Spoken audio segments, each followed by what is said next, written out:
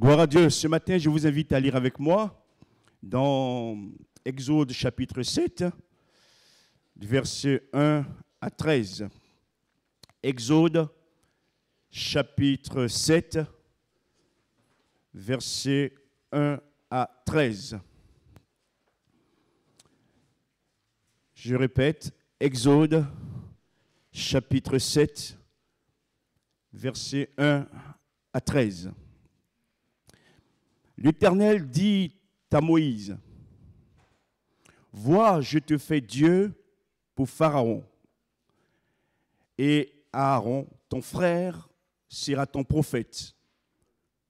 Toi, tu diras tout ce que je t'ordonnerai, et Aaron, ton frère, parlera à Pharaon, pour qu'il laisse aller les enfants d'Israël hors de son pays. Et moi, j'endurcirai le cœur de Pharaon, et je multiplierai mes signes et mes miracles dans le pays d'Égypte. Pharaon ne vous écoutera point. Je mettrai ma main sur l'Égypte. Je ferai sortir du pays d'Égypte mes armées, mon peuple, les enfants d'Israël, par de grands jugements. Les Égyptiens connaîtront que je suis l'Éternel lorsque j'étendrai ma main sur l'Égypte et que je ferai sortir du milieu d'eux les enfants d'Israël. Moïse et Aaron firent ce que Dieu leur avait ordonné. Ils firent ainsi. Moïse était âgé de 80 ans et Aaron de 83 ans lorsqu'ils parlèrent à Pharaon.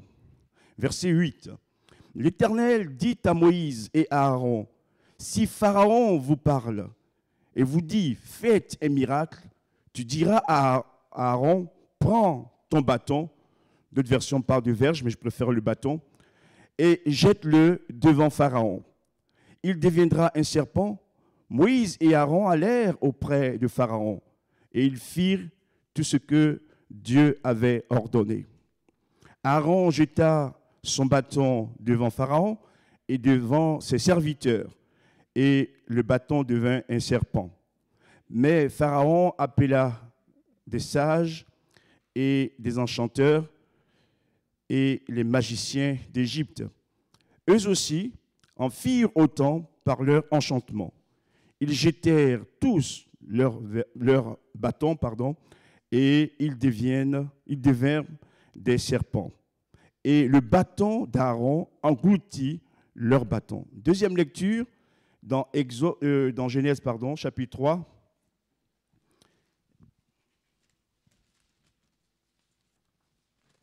Verset 14. Exode chapitre 3, versets 14 et 15. Genèse chapitre 3, versets 14 et 15. Genèse chapitre 3, versets 14 et 15. Nous lisons, « L'Éternel Dieu dit au serpent, puisque tu as fait cela, tu seras maudit entre tout le bétail et entre tous les animaux des champs. Tu marcheras sur ton ventre et tu mangeras de la poussière tous les jours de ta vie. Je mettrai inimitié entre toi et la femme, entre ta postérité et sa postérité. Celle-ci t'écrasera la tête et tu lui blesseras le talon. » Amen.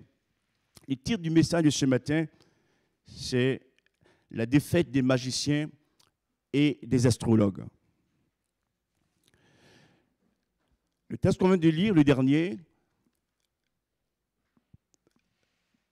nous dit que c'est sous une forme de serpent que le diable a séduit Adam et Ève. Et le serpent est appelé dans le chapitre 3 de Genèse le plus rusé de tous les animaux des champs, des animaux sauvages. Et parce qu'il a induit Adam et Ève en erreur, en les poussant à la faute, Dieu a maudit le serpent. Dieu a maudit le serpent. Et il est condamné toute sa vie à manger de la poussière. Et Dieu dira aussi cette parole, qu'il y aura une guerre permanente entre la postérité du serpent et celle d'Adam. C'est la raison pour laquelle, d'ailleurs, nous menons toujours des combats. L'ennemi ne nous lâche pas. Il cherche par tous les moyens à nous faire tomber ou succomber. Mais heureusement que Dieu veille sur nos vies. Et la Bible nous donne également cette promesse, c'est que la tête du serpent sera écrasée. Et le serpent blessera le talon des hommes. Ça veut dire quoi? Cette tête qui a été écrasée, elle a été écrasée à la croix par Jésus-Christ. C'est Jésus qui a vaincu le serpent. Mais Jésus a été blessé pour nous. Il est mort pour nous. Mais au final, celui qui a remporté la victoire, ce n'est pas le serpent, c'est Jésus. Amen. Premier point de ce message, Dieu envoie donc ses serviteurs, Moïse et Aaron, vers Pharaon. Israël était en esclavage dans ce pays et Dieu a désiré libérer Israël. Et donc Dieu investit Moïse devant Pharaon d'une autorité divine. Moïse reçoit de l'autorité de la part de Dieu. On a chanté, Seigneur, remplis-moi, je veux que ma vie soit remplie. Et on le reconnaît tous que sans l'Esprit, on ne peut rien faire. C'est l'Esprit de Dieu qui nous donne la force, la capacité de faire l'œuvre de Dieu. Et Dieu a investi Moïse de son autorité. Parce que le combat qu'il va mener est un combat qui est grand. Pharaon, à l'époque, était le plus grand puissant de ce monde. Donc, on ne pouvait pas aller vers lui sans avoir l'autorité de Dieu. Dieu investit donc Moïse et dit que Aaron sera son frère, sera son prophète, c'est-à-dire son porte-parole. Et Dieu dit ceci à Moïse, tu diras tout ce que je t'ordonne. Donc Dieu donne des ordres à Moïse.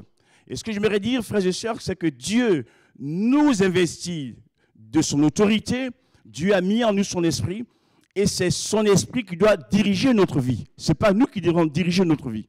Dieu donne des ordres, et Moïse doit obéir. Amen. Et souvent, ce n'est pas toujours le cas. Nous voulons diriger nos vies devant des combats que nous pouvons mener. Si on ne reste pas dans la volonté de Dieu, nous sommes perdants. Il faut que nous sachions que nous devons nous soumettre totalement à la parole de Dieu. Donc Moïse dira tout ce que Dieu lui dit, et c'est Aaron qui va donc parler à Pharaon. Dieu donne des ordres. Israël donc est esclave et Dieu veut libérer Israël. Et Dieu envoie donc ces deux hommes, ces deux serviteurs, Moïse et Aaron, vers Pharaon. Et Dieu dira à Pharaon, laisse aller mon peuple. Et nous vivons aussi des situations aujourd'hui semblables où Pharaon veut nous maîtriser, veut nous garder en lui, mais Dieu nous donne cette grâce de comprendre que quel que soit l'esclavage dans lequel nous sommes, Dieu veut nous en libérer. Amen. Et c'est pour nous aussi donc une source de joie, une source aussi d'espérance, parce que Dieu veut faire sortir du pays d'Égypte son peuple. Moïse et Aaron donc vont faire tout ce que Dieu a ordonné. Et j'aimerais le dire aussi pour certains ce matin, nous commençons une nouvelle année. Ce n'est pas de faire à peu près ce que Dieu nous demande, mais c'est de faire tout ce que Dieu nous demande. Amen.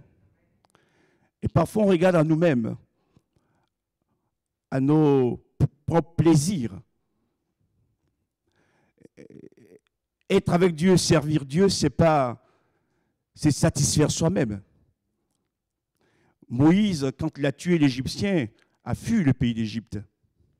Mais Dieu va lui dire, retourne en Égypte et va libérer mon peuple. Il savait qu'en retournant en Égypte, il mettait sa vie en danger.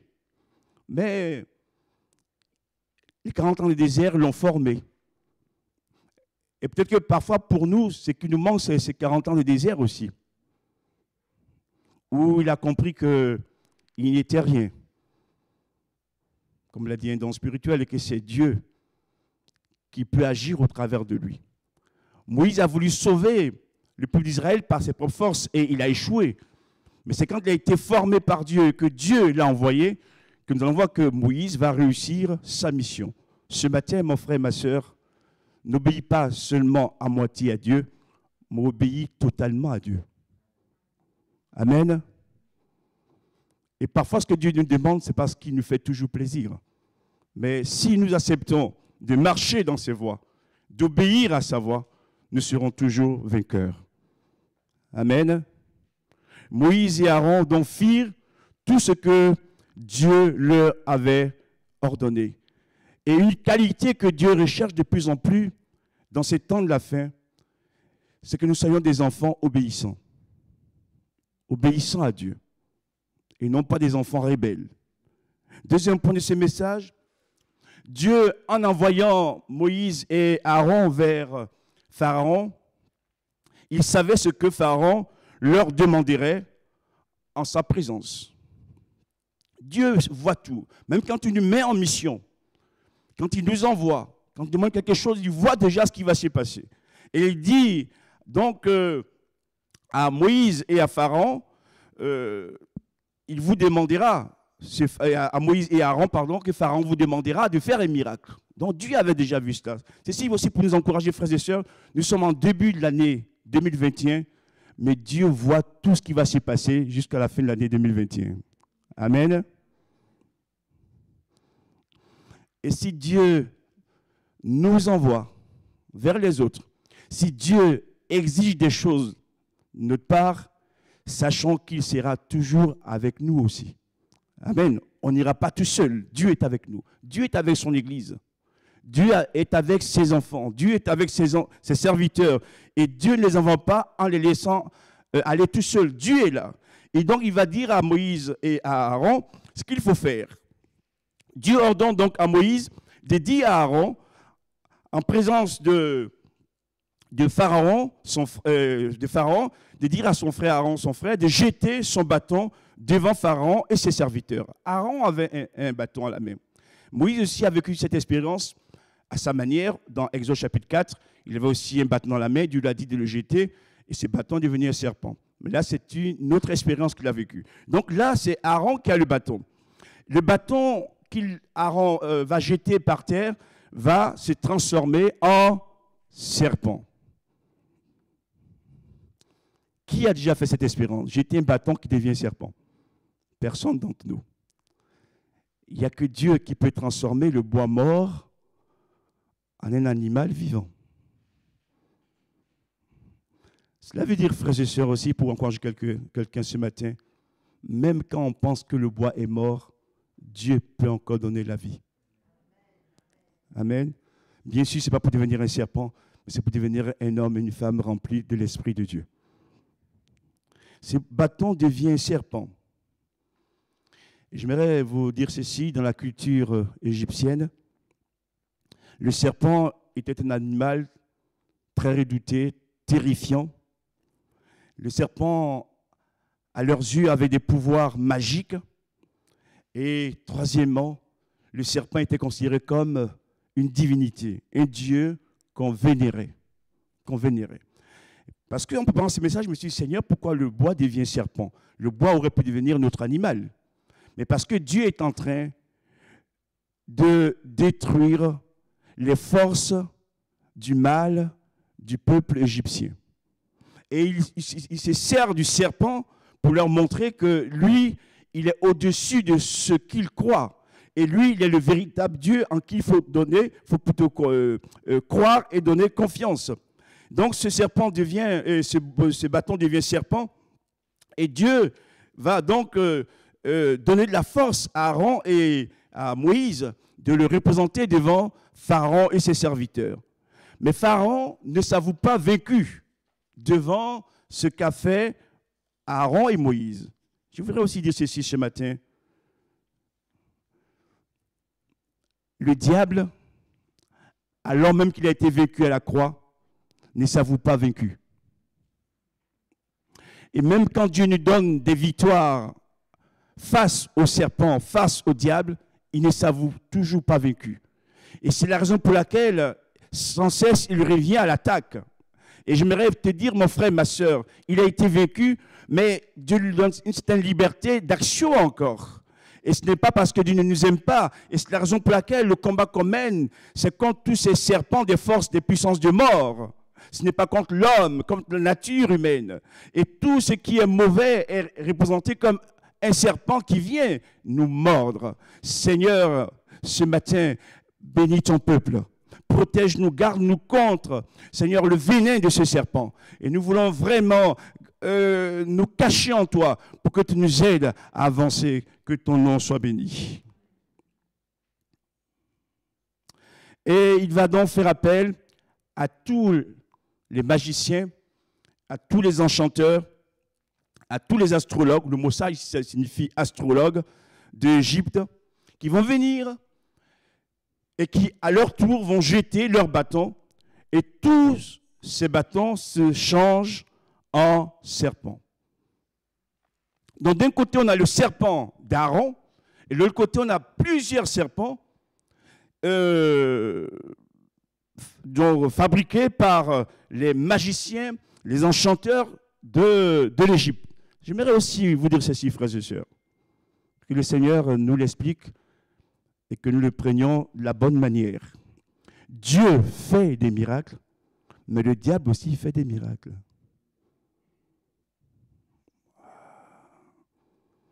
Il a dit, pasteur, vous êtes en train de vous tromper là. Non, je ne me trompe pas, frères et sœurs. Dieu fait des miracles, mais le diable aussi fait des miracles. Ce sont des faux miracles. Comme les médiums, les voyants aussi, des fois disent des choses qui peuvent arriver. Mais c'est après, c'est qu'il y a derrière qui fait mal. Parce qu'après, il réclame votre âme. Il réclame vos biens. Il réclame vos familles. C'est ça qui est grave. Que ce matin, Dieu nous ouvre les yeux pour comprendre, discerner le vrai miracle du faux miracle. Ils font, eux aussi, ce miracle. Et la Bible dit que le bâton d'Aaron engloutit leur bâton. Donc Dieu nous montre ici, frères et sœurs, quelle que soit la puissance de l'ennemi, Dieu sera toujours plus fort. Le serpent d'Aaron avala tous les autres serpents. Amen. Ils étaient plus nombreux. Il n'y avait qu'un seul serpent du côté d'Aaron. Mais le seul serpent d'Aaron, parce que c'était ce que Dieu a voulu, va être vainqueur sur tous les autres serpents. Et je prie ce matin que le Seigneur nous donne d'être vainqueur sur tous les serpents de ce monde. Amen. Qui mordent l'Église, qui mordent nos familles, qui mordent nos vies. Que le Seigneur brise tous ces enchantements de l'ennemi dans nos vies, pour qu'on soit réellement libre. Alléluia. Dieu montre ici qu'il est capable, lui, de combattre pour nous et de nous aider. Et j'aimerais vous montrer ceci également, vous dire ceci, comme parole de Dieu. Quand le serpent d'Aaron est à terre, c'est le serpent qui agit. Moïse et Aaron ne sont que de simples observateurs. Ce que je veux dire ici, c'est que ce n'est pas à nous de dire au serpent ou de toucher le serpent pour faire quoi que ce soit. C'est le serpent lui-même qui va avaler les autres serpents. Ceci pour dire que quand Dieu agit dans nos vies, des fois, n'allons pas nous-mêmes prendre les rênes pour faire les choses à la place de Dieu. Ce n'est pas Aaron et Moïse qui touchent le serpent, leur serpent, pour leur dire « allez, avale ». Le serpent même fait l'œuvre. Et ceci, j'ai écrit cela pour que nous puissions comprendre, frères et sœurs, le miracle qui a eu lieu ici a été produit par la seule force de Dieu. Amen. Des fois, on voudrait nous aider Dieu. On voudrait faire les choses à notre manière. Non. Ce que Aaron devrait faire, c'était de jeter simplement son bâton par terre devant Pharaon. Et il n'avait plus rien à faire. Et c'est le serpent qui va avaler les autres serpents. Seigneur, ce matin, éclaire-nous Dans bien des situations, on a voulu faire les choses par nous-mêmes et on n'a fait que des dégâts. Laissons Dieu aller jusqu'au bout de ce qu'il a commencé. Amen. Laissons Dieu faire. Et quand Dieu le fait, il le fait si bien. Aaron et Moïse ne font que regarder les serpents et c'est Dieu qui agit. Alléluia. J'ai été interpellé en préparant ces messages. La Bible ne dit pas que le serpent d'Aaron engloutit le serpent des magiciens. Nous, on ne l'a fait par déduction. C'est correct, ce n'est pas faux. Mais c'est écrit dans la Bible que c'est le bâton d'Aaron qui engloutit leur bâton. J'ai dit, Seigneur, pourquoi n'est-il pas écrit le serpent d'Aaron? Tout ce qui est écrit dans la Bible a un sens. J'ai dit, Seigneur, je ne comprends pas ce que je viens de lire, éclaire-moi. Et l'Esprit m'a révélé ceci. Pourquoi c'est le bâton qui est mentionné? Parce qu'avec le bâton,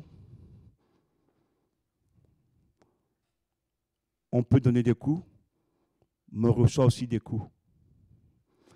Et le bâton ici, ou les bâtons ici, représentent tous les coups que le diable veut nous donner ou peut nous donner dans notre vie. Et le coup de bâton du diable dans ta vie fait mal. Le coup du diable dans l'Église fait mal. Les coups que le diable nous donne font mal. Et donc Dieu nous dit que là aussi, il est capable de parer à tous ces coups du diable. Et c'est pourquoi le bâton de Dieu va engloutir tous les bâtons du diable.